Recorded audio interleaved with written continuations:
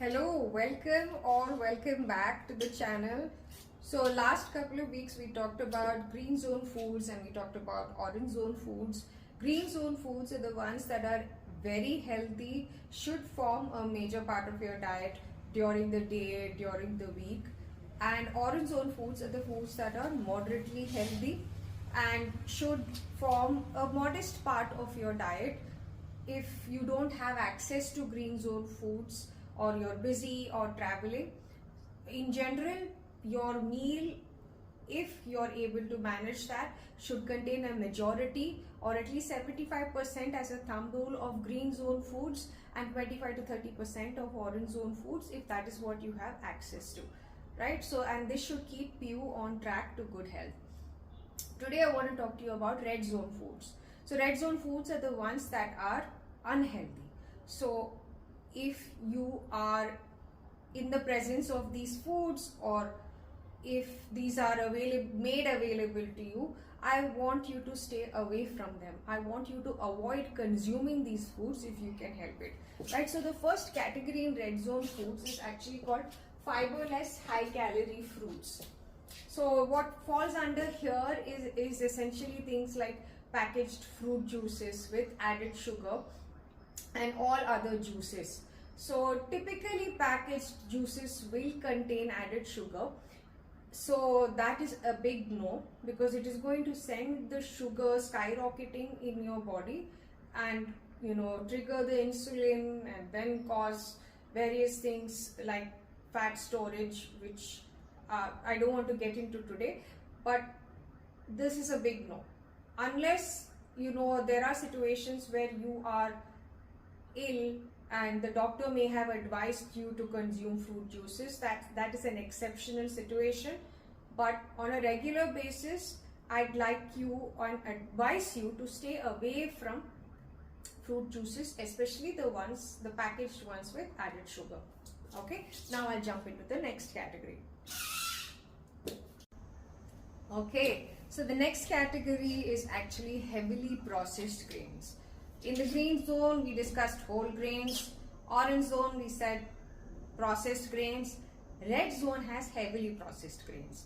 These are the grains in which the entire fiber content is basically removed, and what you have is just the white remains of the grain, right? What falls in this category are things like white bread, flour, all-purpose flour, right? The ones we use for baking, cereals with added sugar, pastries and cakes. Now, why is white bread in this category? Let's try and take that one by one, right? We talked about whole wheat breads and other things in the orange zone. That still is minimally processed, right? Has some of the fiber content intact, but then we also said it has other ingredients added from the red zone and orange zone that make it moderately unhealthy. Here, the bread has been completely stripped of its fiber content, right? So there's zero fiber. All that is left is the white portion of the grain, whatever grain it may be that is being used to make the bread, or the flour, the flour that is being used to make the bread. So then you have that white flour, which in India we call maida, right? And you have all the other red zone ingredients, things like flavor enhancers, sugar, sodium, so many things that get added during the baking process to enhance the texture and the flavor of the white bread, to make it more palatable. So although it enhances the taste, it also makes it less healthy for you to consume. So I would definitely suggest, if you have an option between choosing a whole grain variety of bread versus white bread, I would certainly recommend that you go with the whole grain version or the whole wheat version of the bread rather than picking the white bread. It would be a small compromise to make in your long-term journey towards maintaining good health, right? So that's what I want to say about white bread. Flour is the same thing, you're going to use the same white flour that you use for white bread is used for baking as well.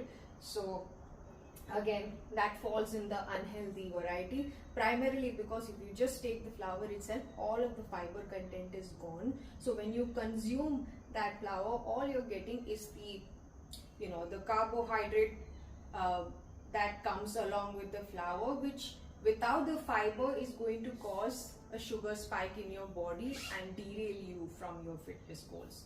Okay. Then comes cereals with added sugar. Again, these cereals will be heavily processed, lower in fiber, and then they're going to add the sugars, flavor enhancers to make it tastier for you to want to consume it. This will definitely steer you away from staying on track towards your fitness goals and weight management goals. So stay away from cereals with added sugar for sure.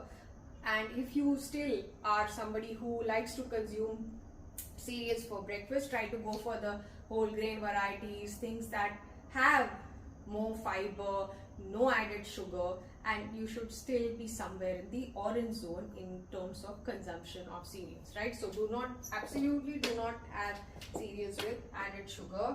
And pastries and cakes, I know we all love these, and these form a big part of our celebrations too, but they do fall in the red zone, and they contain ingredients similar to what is in all of the other foods in this category. So of course I would say stay away from it altogether, but I know on special occasions this is something that we typically include. So keep your consumption really minimal and see if you can replace it with something healthier, a healthier alternative.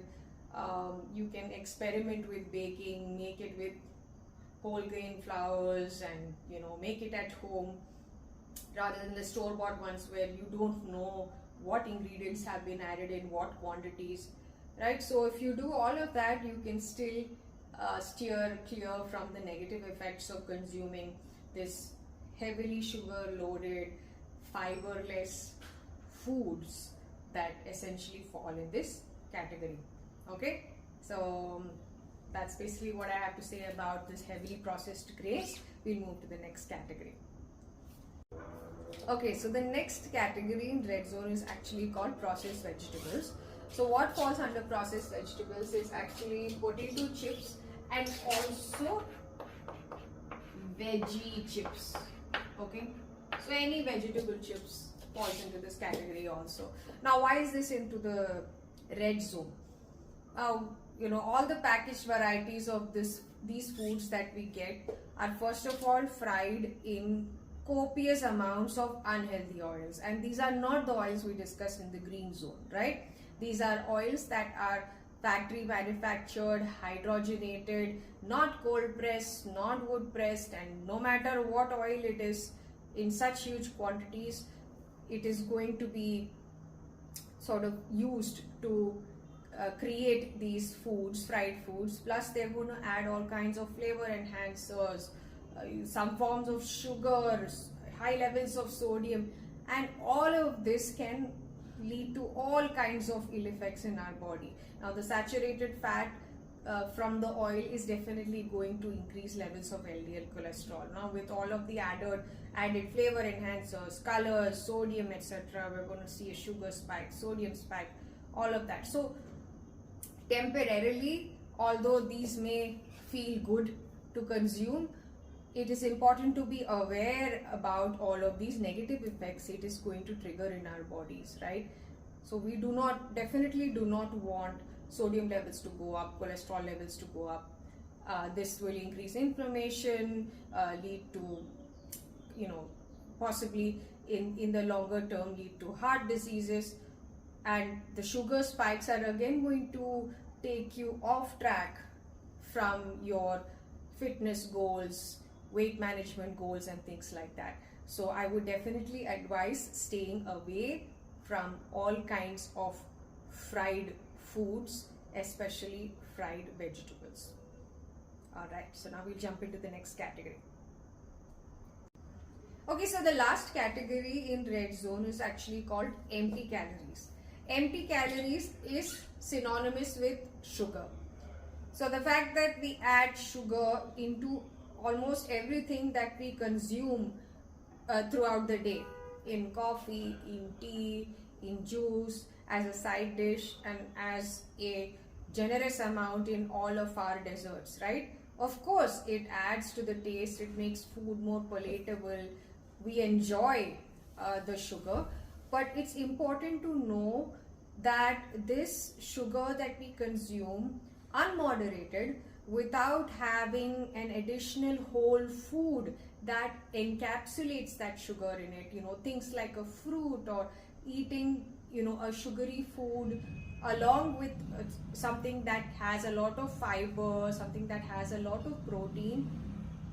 If we are doing none of that, it is going to trigger a sugar spike in our body, and that sugar spike, without getting into too many details, is going to lead eventually and gradually to fat storage. Okay, so that is just one of the negative effects that we will have of consuming excessive amounts of sugar, right? And there is definitely a risk of developing type 2 diabetes. There's so many other ill effects of having too much sugar. Of course, the very small effect it will have is leading to weight gain, causing fat storage, taking you away from your fitness goals, and then just excessive unmoderated consumption could lead to more serious conditions like type 2 diabetes. So especially if you're not in your young prime years, you should avoid having too much sugar in your diet. Definitely not if you're not pairing it with fiber loaded or protein loaded food. Definitely do not consume unmoderated amounts of sugar. Keep it to a minimum. The other food that falls into this category is processed meats and processed red meats. So we discussed red meats in the orange zone. I did mention there that red meats are in the orange zone primarily because they increase the levels of saturated fats in your body, and then there is a certain property about red meats that makes them addictive and causes overconsumption. So just although you still get protein from red meats, the ill effects from over consuming this, the rise in the saturated fat, the rise in the LDL cholesterol, etc., start to negate the positive effects you get from consuming the red meats, which are loaded with protein as well. So please definitely keep red meats to a modest consumption, and processed red meats even more so, keep it to a bare minimum, because then along with these addictive and saturated fat loaded properties of red meat, the processed meats will add more flavor enhancers, salt, sugar, all of these other things, which will lead to overconsumption and continue to derail you from your goals, right, of maintaining good health. So with that, we come to the end of red zone foods.